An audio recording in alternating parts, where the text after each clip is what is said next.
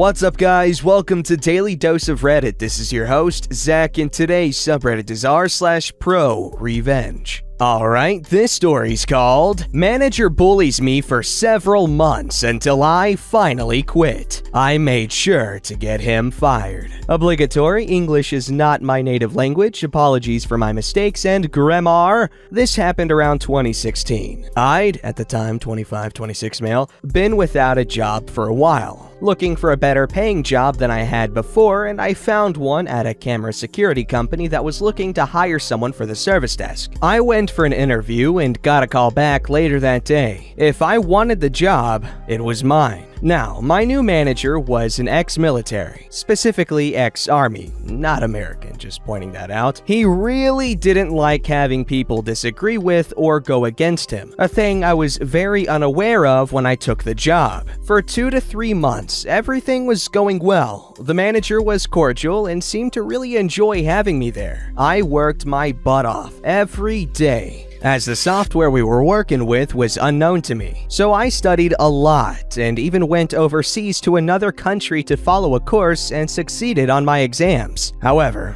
after that period, my grandpa, who was like a second father to me, suddenly was hospitalized after a brain bleed. An aneurysm? He was found in the shower. He had collapsed after he pressed his panic button. Assisted living? Not sure what it's called in English. Apologies. This all happened on a Wednesday. The family came together in the hospital several times to show support and see Grandpa. However, on Friday afternoon, 3 p.m., I was called up by my father, my grandpa's son, while I was at work, and he explained to me that my grandpa unfortunately passed away. I was in tears on the phone and in utter shock. It took me a while to calm down. I went to my manager and explained what just happened and that I was going home to be with my family. However, that day there was an event. The company was doing a charity event, and this charity was going to be public news. They already announced the amount of people participating, and it would look bad if they were a person down. It was basically just for good PR. So he refused to let me go. I told him that by law, he cannot deny me, as my contract states I can take a day off for a death in the family, and that I was leaving now. This was the turning point. He went from a nice manager to a manager from hell. Suddenly, everything I did was wrong. I was told he couldn't believe I was in this line of work for 6 years and be this bad at my job. He cussed me out and ridiculed me in front of my colleagues and even clients. This all continued for several months and severely began to impact my mental health. I had a talk with my parents and my fiancée, at the time still my girlfriend. I'd asked her to marry me in December 2016, and they basically told me that this was not okay, that I didn't have to take this and that I should give them my 2 weeks notice. I agreed. The following day, I went to HR and explained why I was leaving the company and that I couldn't stand the idea of working even a single day more with that excuse of a human being. HR showed interest in my well-being and, even more importantly, in what I was claiming about my manager. They had received more complaints about him, but nobody had proof of his wrongdoings. So they asked me if I had proof. I told them I'd be looking for a new job, but I'd gladly fit in the time to collect all I could. For the next 2 weeks, I collected everything: memos, emails, voice recordings. When on the phone, the calls are automatically recorded, and the dumbass was stupid enough to cuss me out while I was on the phone. Lucky me. Also lucky was that my colleagues at the desk had my back this entire time. They'd been trying to cheer me up, said I was doing fine work, and that they also didn't understand this man's behavior. So when I came by and asked if they'd mind signing a document that everything I stated in the paper was true, they gladly did. I had one last talk with HR and him at the same time the last day I was there. Before he even walked in, I told the HR person who was mediating, he's gonna walk in, say what he wants to say, and I'll be quiet and listen. When he's done, I'll explain my side, and he's gonna interrupt me, tell you I'm lying, and talk about completely unrelated subject matters to drag the conversation another direction. She looked surprised at my comment, but had no time to respond as Mr. Army Man walked in and began his spiel, exactly as I stated. He'd blurt his side out, and once I tried to talk, he'd consistently interrupt interrupt me and tried to pick fights. Eventually, I got up, told HR, "I told you so. Here are the documents you've asked for." I placed a filled folder with several dozens of emails, plenty of memos, and a USB containing 3 phone conversations and even video footage of him yelling at me. In both voice and video recordings, you could easily hear him cuss me out. I gave the manager a big, bright smile, who was smirking victoriously, and said to him, "I don't think you'll be smirking like that for long. Enjoy your little victory." His smirk disappeared into a confused scowl, but I slammed the door on him before he could respond and left the building feeling like a huge man, and I mean humongous-sized, planet-sized amount of stress fell off my shoulders. Within a month, I was back to my old self. 2 months later, I was working at a new job, and out of curiosity, I checked my ex-manager's LinkedIn. Unemployed. I called one of my old colleagues to ask what exactly went down. My proof opened Pandora's box. He was being disrespectful to the female staff, insulted the older staff, and on multiple occasions was less than cordial with our external hires. None of these complaints were acted upon because it was his word against theirs, and there was no proof. However, me providing overwhelming proof of his gross behavior towards me made all other complaints now be taken as fact. He was promptly fired less than a month after I left, and they refused to provide him with any form of reference. In a field like his, references mean a lot, so not getting one from a company you worked at for nearly a year is a huge red flag. It is now 2020. 4 years passed, and according to his LinkedIn, he's still not working in his field. I'll gladly admit that I felt rather wickedly satisfied, and still do whenever I happen to think about it. Well, congratulations. You should feel wickedly satisfied because someone like that doesn't deserve to be in charge. They don't really deserve much, but that's not my place to say.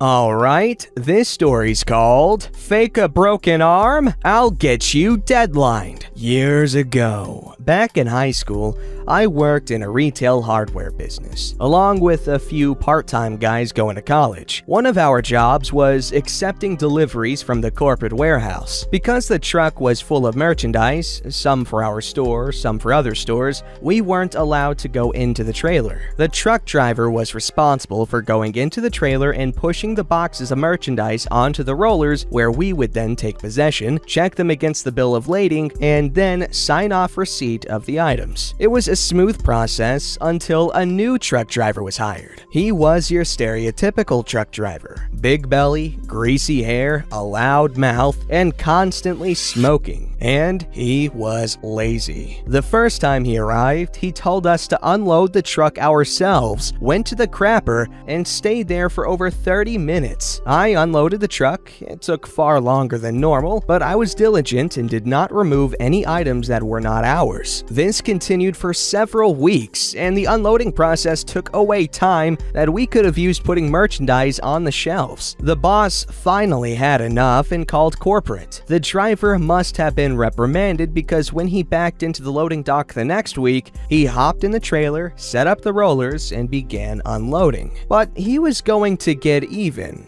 His version of ProRevenge, I guess. When I would grab a box off my end of the rollers and carry it into the warehouse to stack, he would push another box down the rollers as hard as he could, send it crashing to the floor. Some of our products were glass, so it was possible something was going to be broken. I stopped what I was doing, got the boss, and explained. The boss told him no one was going to sign off until every box was opened and inspected. Bear in mind, the average load was around 200 boxes. The truck driver got pissed and drove off without finishing the unload. He was hurting himself by doing so because boss called corporate right away. We closed at 6 every evening. The truck driver knew this. He showed back up at 5 minutes before closing time and made many butthole remarks while slow walking the unloading. One of my coworkers was a good-sized country boy who liked to chew beech nut tobacco. He finally got so aggravated, he spit on the truck driver's pant leg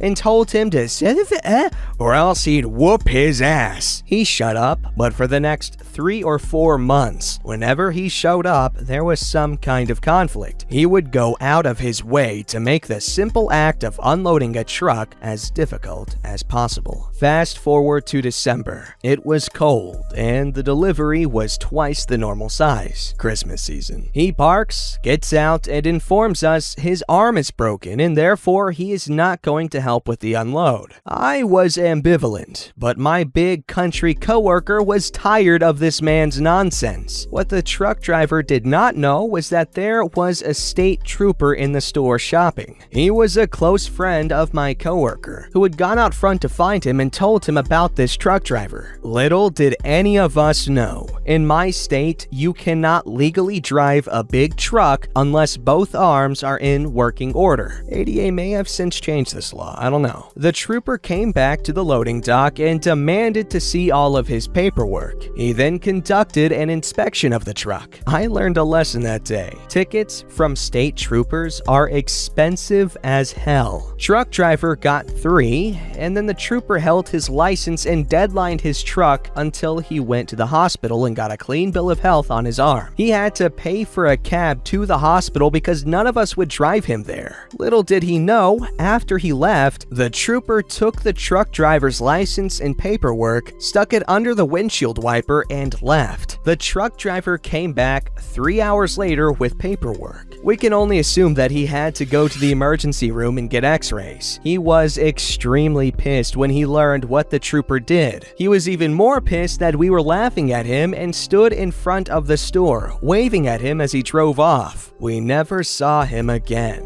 He either demanded a different route, quit, or got fired. I don't know, but I guarantee he never forgot about us or our ProRevenge. Okay, good. Serves that kid right, because I genuinely cannot stand when someone does not do their part of their job, because then you're forced to pick up the slack and you're freaking suffering. I hate it. I hate it so much. Oh my gosh. Don't work with family, guys. Do not work with family. Actually, just don't work with anyone, because people are just unreliable. I say that, but sometimes I can be too. I'm not perfect, but at least I try. I try not to be perfect, because who needs that, but to not be unreliable. Alright, this story's called Don't Want to Return My Tools or Pay Me? Enjoy Losing Your Business. I'm a trade painter that worked for around 5 years, essentially running a company for an owner who took a very hands-off approach. He was essentially a name and working capital and not much else. After getting an offer to work for a bigger commercial company and my old boss's realization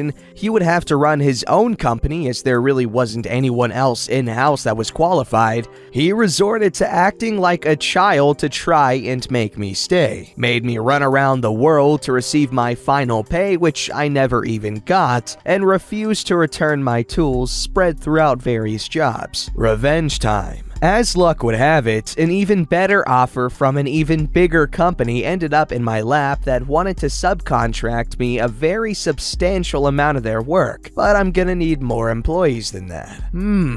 So I go through and call each and every member of the original company and offer them a $3 an hour raise to work for me, which all of them accepted. After all, they know me. They've worked for me for years, and it's more money. No brainer. They barely know the owner, and what they do know, they don't like. I then ask them to grab only my tools, which was the vast majority of the tools on all the jobs, from their respective jobs when they leave for the weekend on Friday. Monday rolls around, and my old boss is getting calls left and right from supervisors asking why nobody's at work and what's going on. He was so hands-off, he didn't even have employees' phone numbers to call and ask them.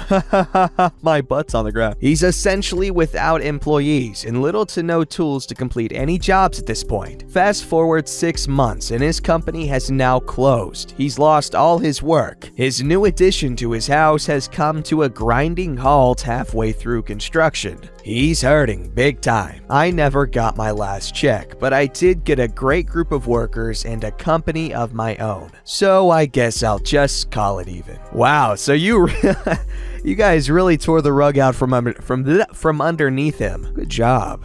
This story from r/census is called A Sad But Happy Story. About a week ago, I had a case at this older house that was a local historical landmark that is over 100 years old. From the outside, you see a few cats and beautiful architecture. I approached the house and it's an older man living by himself. At first, he was hesitant about it and seemed a little out of it. He ends up accepting and ends up doing the interview outside.